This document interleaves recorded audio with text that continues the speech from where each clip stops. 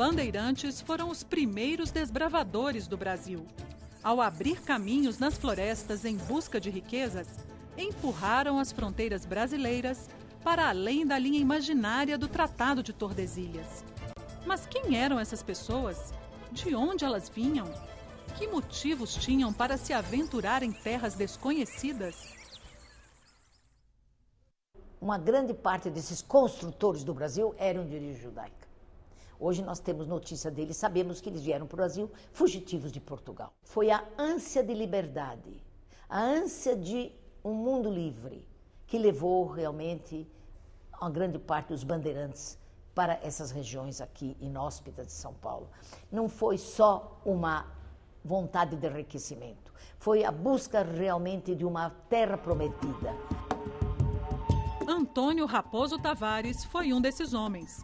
Nascido numa família de origem judaica, aos 20 anos ele deixou sua terra natal para tentar a vida no Brasil, longe dos tormentos da Inquisição.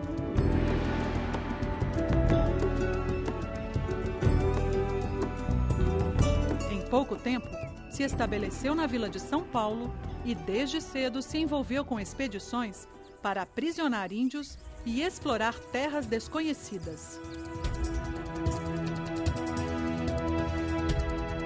As bandeiras eram expedições que desbravavam as matas brasileiras em busca da fortuna em ouro, prata ou índios para escravizar. Os homens partiam com pouca comida e dependiam do que encontrassem pela frente. No caminho, acabavam por fundar povoados. As bandeiras eram formadas por homens brancos, mamelucos e também índios que serviam de guias na floresta. Durante o século XVII, centenas dessas expedições seguiram rumo ao interior. Partiam principalmente de São Paulo. Os paulistas seguiam na caça ao índio, navegando pelo rio Tietê e afluentes. A venda dos índios capturados tornou-se uma atividade comercial importante para a capitania de São Vicente. Durante a invasão holandesa em Pernambuco, quando o tráfico negreiro foi interrompido, os escravos índios foram valorizados em todo o Brasil. As bandeiras tornaram-se assim fundamentais para garantir o crescimento da colônia. As expedições buscavam principalmente os índios já catequizados, acostumados ao trabalho agrícola. Eles viviam em grandes grupos nas missões fundadas pelos jesuítas portugueses e espanhóis. Nesse tempo, os padres administravam cerca de 33 missões com mais de 100 mil indígenas. Com as expedições de Guairá, Itatim, Uruguai e Tapi, Raposo Tavares assegurou a posse brasileira dos atuais estados do Rio Grande do Sul, Santa Catarina, Paraná e Mato Grosso do Sul.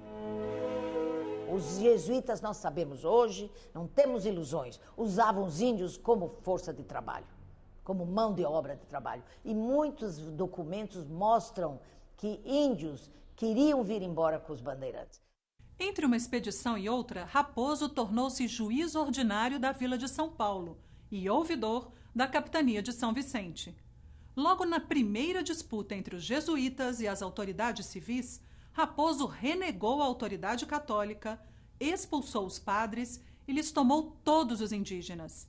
Em razão disso, foi demitido e excomungado. Mas em pouco tempo, recuperou seu prestígio, já que suas expedições seguiam as ordens da coroa portuguesa. Por sua experiência, também foi chamado para combater os invasores holandeses instalados no Nordeste. Raposo já era um experiente predador de índios quando se envolveu na maior aventura de sua vida, a Bandeira dos Limites. Consta que esteve até em Portugal, traçando os planos da viagem junto com altas autoridades do reino. O objetivo era aumentar a área do interior sob domínio português, descobrindo novos territórios e reservas de metais preciosos.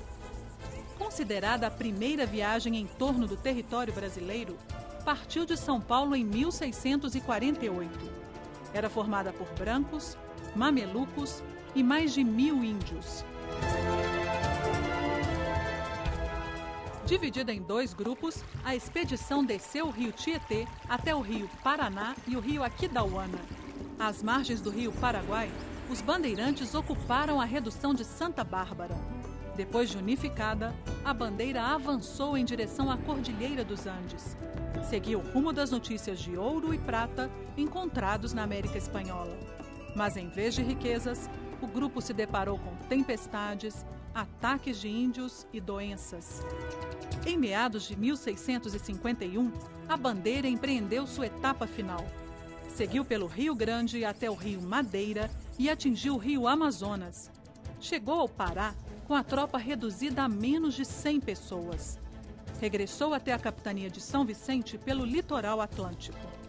Enfraquecido pela viagem, Raposo morreu em São Paulo, poucos anos depois. Do Atlântico à Bolívia, da Bolívia ao Amazonas, passando do Trópico de Capricórnio ao Equador. Raposo Tavares realizou a primeira viagem continental da América do Sul. Foi uma das maiores expedições exploradoras de que já se teve notícia. 10.000 quilômetros percorridos em 3 anos de viagem. Pela liderança e coragem com que desbravou o país, Raposo Tavares é um dos construtores do Brasil.